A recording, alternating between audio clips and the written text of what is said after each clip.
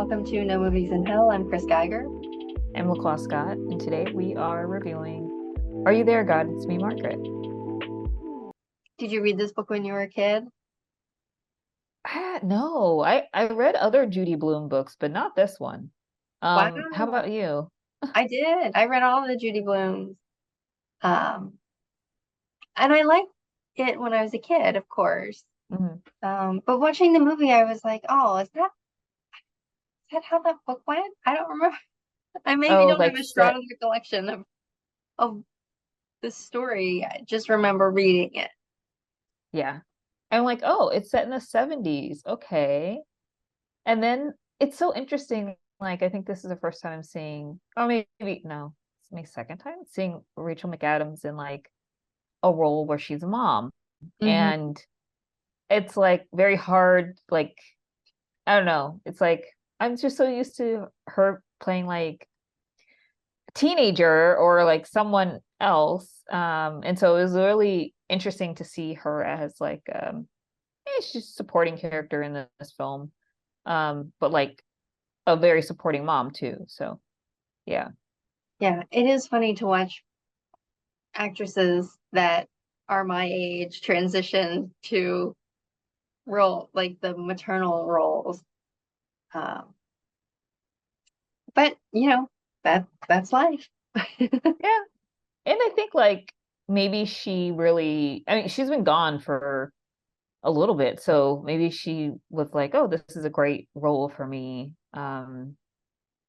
To play. And yeah, and Kathy Bates as the grandma. It took me a little bit to be like, wait, is that Kathy Bates? I feel like she's in American Horror Story. She shows up in certain seasons, which is really interesting. Um, so it seems like she, picks her projects pretty well, pretty well as well. Good for her. Did you like this movie?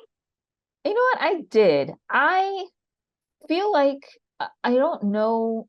So did this? I'm trying to think. Like, did this movie come out this year or last year? I recently saw it like earlier this month on a I think plane. it came out this year. We're far into this year, so I think That's it came out true. this year.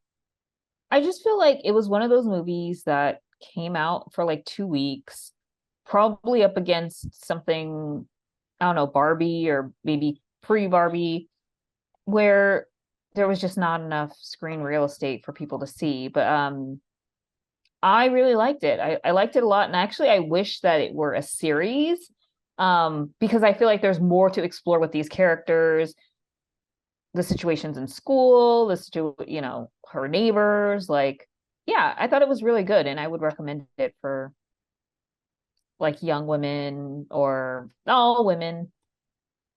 Yeah, I guess I'm jumping ahead of our the slide. No, let's go to the slides. So kind of average, just a little bit above average. Yeah, yeah. I mean, I liked it. It was a little, I don't know, like it being the 70s and looking at that aesthetic and especially like the 70s in New York City. In one of the earlier scenes, she had like a suitcase that didn't have wheels on it and it was like lugging the suitcase from a camp. And I was like, oh my gosh, I could not imagine.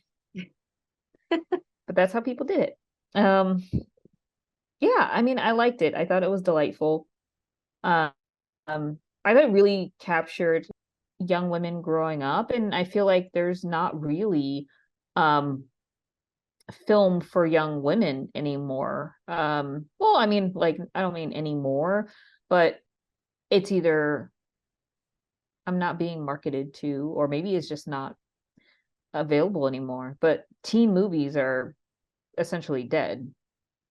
Well, it's funny because there's this, which shows like this very wholesome and innocent sort of portrayal of like your early teen years, and then you have Bottoms, which is later teen years, right? But very different, in the way in Very, which it's like, and which one of those experiences is more universal today?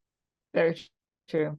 It would definitely be this one. But yeah, you're right. Like the high school comedy is gone, the middle school comedy is gone, or it is more serialized and television. But even then, like, Disney Plus, I can't think of anything. HBO was the reboot of Gossip Girl, and still that's more bottoms territory than without the comedy than something, very wholesome like, yeah, I don't know, finding friends or getting someone to recognize you or getting all like dolled up to stand in the corner, right? Because the expectation is like, I gotta look good to go to this party. And then you go and you end up just hanging out with your friends instead of like mingling and chatting with people, which it's hilarious in hindsight. But it Right. was like in that moment, you're like, oh my gosh, I want to feel amazing and I want to look amazing. And yeah. Um, so yeah, I mean, I feel like we gave it both kind of average scores. You gave it though the higher on the Raiders Choice and story. Yeah, Um, I mean, I definitely would recommend. this is an easy one to recommend to a specific group of people. And I Yes. think if you're not in that group, then you might not really enjoy this. If you like the Expendables, Expendables 2, Expendables 3, Expendables 4, this is not a movie for you. This is probably not for you. Uh, Although I liked it, and I also like the Expendables. I'm not actually sure I like the Expendables. I haven't seen any of them yet, but they look fun. I don't think I've seen any of them either. Maybe like bits and pieces when it comes on television, but other than that, nothing all the way through. That surprises me. I feel like if you're a Fast and the Furious watcher, so I feel like you I would watch am. Expendables. I think because I can't take like the really cheesy quips from a Stallone and whatever, but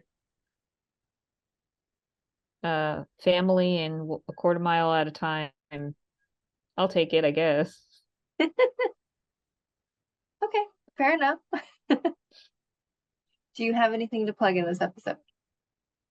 So definitely looking forward to the horror movies that'll be coming out soon. It Lives Inside, I think, comes out very soon in the next week or so. So I Mm. think that one's on the list. How about you? I am looking forward to a few Halloween movies. It seems like, of the ones that are out, It Lives Inside looks the most interesting that I've seen so Mhm. far, a trailer for. The Exorcist, I don't I don't know. I feel like I don't want to see that.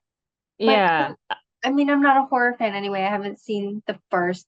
No, I have seen the first Exorcist. It was a long oh. time ago. But it's not compelling, I feel like. We know who the no, there's no real mystery with The Exorcist, right? Like we know who's doing it. Yes, exactly. Yeah. So then we're just watching it happen. Yeah, yeah. And then you're hoping for a solution, and it's just like, I don't know. Right. But I do know a lot of people who are like, The Exorcist is the scariest movie I've ever seen. Oh And yeah, yeah. I yeah, think the a lot of people think the same thing, but it's like, now would you go and watch it or right. watch like Watch the the second sequels? way. The second scariest thing you've ever seen, maybe? Or maybe No. this would be the scariest thing you like maybe it would top it. Because there's two little girls in this one. So Double the exorcism, double the fun. that's right. That's right. All right. Well, thanks everyone for watching, and don't forget to like and subscribe. We'll see you next time. See you next time.